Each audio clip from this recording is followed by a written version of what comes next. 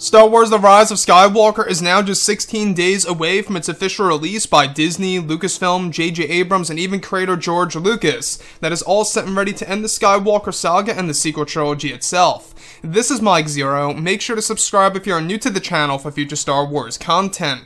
Now, one thing about Episode 9 that a lot of fans are very worried about is exactly how J.J. Abrams is going to handle and utilize the entire Skywalker saga, basically using The Rise of Skywalker as the end of everything from the very beginning that started back in 1977. So when we look at Episode 9, this movie is not only very important to Disney and Lucasfilm as companies, but also, of course, to us, the Star Wars community, because this really will determine the future of the Star Wars franchise and where things will stand after Episode 9 releases in theaters on the 19th, and what it means for Disney Plus, the new trilogy, and other Star Wars spin-off movies currently in the early works as well. Now, one thing that we do know is that Disney and Lucasfilm went through many different changes and adjustments for this movie back in August, September, and October, and a lot of fans are very worried about those particular changes, and what's really and rather unfortunate has all to do with the character of Anakin Skywalker.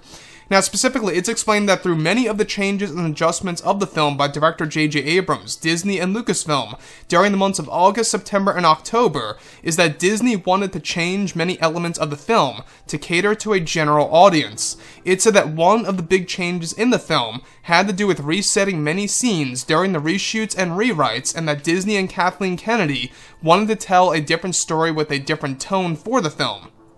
Now, it said that one of the major segments that were cut from the film was said to involve an important scene that involved Hayden Christensen as Anakin Skywalker in the film's third act, where originally Hayden Christensen was going to portray a shape-shifting Force ghost of Anakin Skywalker, where he would appear in the netherworld of the Force in front of both Rey and Kylo Ren during their Force bond, and then Anakin was going to appear as his younger self as he did in Revenge of the Sith, and shapeshift into a middle-aged version of Anakin to eventually a far older version of Anakin, as if he was in his 70s, appearing before Rey and Kylo Ren, providing them a lesson about the Force and the origins of the galaxy. That would be a moment in which the strongest Skywalker would offer great knowledge to both Rey and Ren as they are connecting via their Force bond, however able to experience the Netherworld.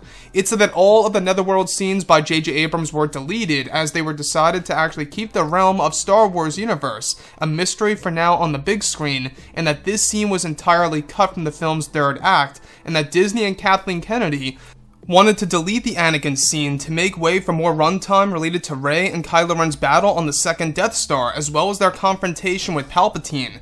It said that Anakin's Force Ghost had a different design to him, with floating white orbs cycling around his Force Ghost in the Netherworld. It said that when the Force Ghosts appear in their own realm, Disney had the idea to give the design of Anakin Skywalker a different look, where it still had the iconic blue hue and transparency. However, Anakin would be followed by these floating white orbs surrounding his body.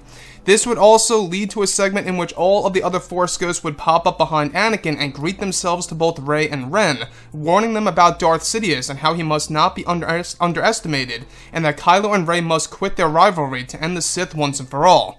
This entire scene was cut to have Rey travel to Ahch-To instead to meet with Luke's Force Ghost, where Luke's Force Ghost will do essentially what Anakin was going to tell Rey, to stand up to her grandfather Palpatine and to destroy him as he is a threat to the entire galaxy. It said that Anakin's only scene is now as a Force Ghost voice in the third act of the film, when he helps Rey in the netherworld of the Force, allowing her to gather the energy that she needs to fight Palpatine. So let's go over a couple of parts about this. Now, obviously we do know that The Rise of Skywalker went through many different changes and adjustments during the months of August, September, and October, where all of the different changes that took place involved the Disney and Lucasfilm changing the overall tone of Episode 9 to really deliver a different experience for fans. Now, if I really had to be honest with you guys, this is a terrible, terrible decision by Disney and Lucasfilm. At the end of the day, when we look at Star Wars, Anakin really is the true face of the Star Wars franchise, as he ultimately becomes Darth Vader, redeems himself, and saves his son Luke Skywalker, and at the time was the one to end the Sith once and for all. That is now going to be all undone. Essentially now, the fact that Palpatine is alive and well back in the flesh by J.J. Abrams, that basically kind of just devalues the scene a little bit, because now we look at that scene and realize that Anakin sacrificed himself only to save his son, but not to destroy the Sith once and for all. Which, by the way, it's still great that he saved his son, but he did not destroy the Sith, and the Chosen One prophecy is now going to be expanded and handed over to Rey in Episode 9. So that's one thing about this movie, is that this film really is changing elements of, the past 8 Star Wars films, and it's going to change how we view the prequels and the originals. Why Disney and Lucasfilm would delete that particular Anakin scene of him in the netherworld of the Force, you got me. Obviously, they wanted to change the tone of Episode 9, that was one of their plans, and to cater to the general audience of this movie without fans getting confused. So it seems like that they're not really modeling this movie for Star Wars fans. They're trying to model this movie for just anybody. And I get that to a sense, but at the same exact time, you have to have some kind of fan service to that extent, where this is the last film of the Skywalker saga. This is your last opportunity to have Anakin Skywalker on the big screen in physical form as a Force ghost. Why wouldn't Disney and Lucasfilm want to do something like that? The fact that they had scenes shot with Hayden Christensen and tested things around and had them a part of the initial cut of this movie and decided to dial it down and keep himself a mystery and stuck to the "it's less is more" concept, I just don't agree with that. The fact that he's only a Force Ghost voice now, I think, is something that's going to be a big letdown to fans around the world, without a doubt. So with Episode 9 now on the horizon, like I say, 16 days to go, we're not far away. A lot of fans are very curious about this film and exactly what's going to happen on the big screen between Rey, Kylo, Palpatine, and the Force Ghost that help Rey up to fight Sidious once and for all. I think that the original scene here of them being in the netherworld of the Force would have really added a great medium to the franchise, right? It would have given us a different view of the entire Star Wars franchise, showing us exactly where the Force Ghosts go after death and exactly what that would have looked like on the big screen. See, that to me I think is a big disappointment, the fact that they shot it and they just deleted it because of the reshoots and the rewrites during those particular months that we actually talked about. So, the other piece that I do want to go over is that originally Anakin Skywalker was said to be a shape-shifting Force ghost. Shape-shifting from his younger self to his middle-aged self to his older self. And he would have these white, bright orbs floating around him. Now, that was the original design of the new Force ghosts, if you will, in The Rise of Skywalker. Maybe this still applies to Luke, we don't know, but that was supposed to apply to Anakin Skywalker in, of course, Episode 9's third act. So, like I say, it just sounds like that all these changes that Disney and Lucasfilm made is just an absolute train wreck. Why would you delete something like that? It does make you think to yourself, does Disney and Lucasfilm even understand Star Wars? Do they even know Star Wars and what it means to fans? Obviously Anakin is a very well-known character in the Star Wars franchise. Sure, there are a handful of fans who despise Hayden Christensen's performance as Anakin, which is acceptable, everybody has their opinion, so maybe Disney was afraid of that for all we know, who knows, but then why would you shoot it in the first place, right?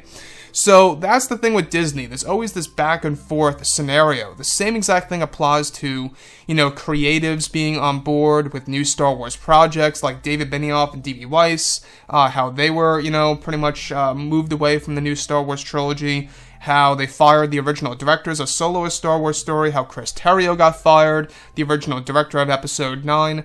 Now, I'm not saying that I do agree that David Benioff and D.B. Weiss would have been great writers for the new trilogy. I was still very curious of how their vision would be, but it seemed like a big risk after what happened with Season 8 of Game of Thrones. So at the end of the day, it was probably the best that they left. But it's just another piece of proof that there's a lot of inconsistency with Disney and Lucasfilm and holding on to their creatives and keeping things consistent with their workflow, basically with developing these new Star Wars movies. And that's exactly a pattern with Disney and Lucasfilm, and I wonder why. So, with that being said, guys, I would really like to hear what you all have to say about this particular moment of their big decision of Anakin Skywalker and dwindling it down to only a Force Ghost voice. I think it's a major mistake by Disney and Lucasfilm. I mean, it seems like a complete missed opportunity and a chance. You only get this one chance in a lifetime to bring back Anakin, and now they're just ending the Skywalker saga and just having him as a voice.